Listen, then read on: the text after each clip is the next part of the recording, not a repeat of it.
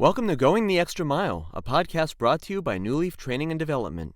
Each edition is sure to lift your spirit and encourage you in today's working world. Enjoy. Are you sitting down as you read this? Good. Well, this might shock you.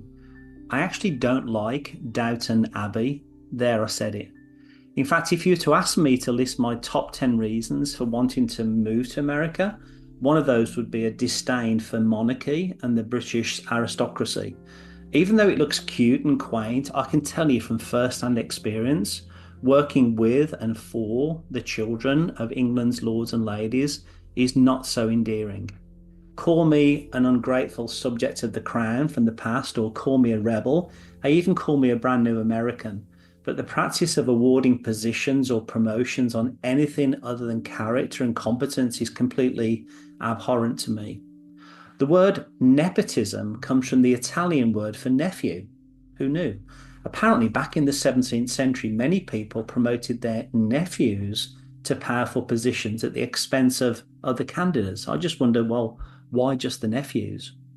Nepotism has evolved considerably over the past 4 centuries, and we still see it alive and well, though often based on factors beyond bloodlines. For example, education can influence hiring decisions. When an interviewer discovers a candidate graduated from the same university, or maybe that you know someone who knows someone who knows someone at the organisation, which helps you get the job. Yes, this is still technically a type of nepotism. May I go out on a limb and say that unconscious biases can influence our decisions as business owners or interviewers if we don't keep them in check? Unconsciously, you see, I may prefer to see a male in the role because I'm male. I might unconsciously resonate with Caucasians because I'm Caucasian. Or I might feel more comfortable with a colleague over 40 because, yes, I'm over 40. These are all what we call unconscious biases, because all that should truly matter is the person's competence, past performance, and character, how they conduct themselves in their work. Now, in accounting, we have what's called the revenue recognition concept, which dictates when a transaction can actually be recorded as revenue. Put simply, we recognize revenue when it's been earned. Now, you might be wondering, what's this got to do with nepotism? So allow me to explain my vantage point. I believe that positions and promotions should only be recognized when they've been earned.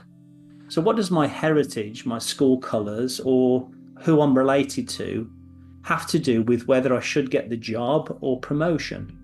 Surely I should be rewarded based on what I've achieved, not on factors beyond my control. Now, please understand, I'm no socialist. I truly believe people should be rewarded well for what they've contributed. Because some people work harder, invest smarter, and live more frugally, there will always be disparities in assets and income. I believe in capitalism. I just don't believe in nepotism as a means by which power is held by a privileged few.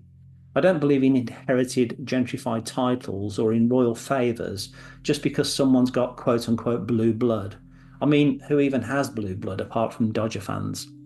So in this great experiment called the United States of America, I believe we have to remind ourselves of the principles on which this wonderful yet imperfect country was built, that we're all created equal and we have no ruling class, no monarch, or no aristocracy. We each inherit our rights from our creator, not from a family crest. We're a land of opportunity, one where, regardless of gender, skin colour, or social status, we can achieve anything that we set our minds to. So even though Downton Abbey is whimsical and enjoyable to watch, let us never lose sight of the beauty of America and how her fundamental beliefs have created a platform for each of us to work well, live well, and bless the lives of others.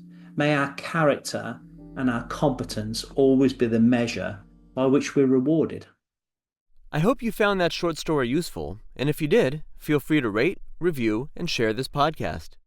We'll be back next week with another episode, and we also invite you to check out our other weekly podcast, Take 5, an inspiring interview with a leader worth listening to. Bye for now.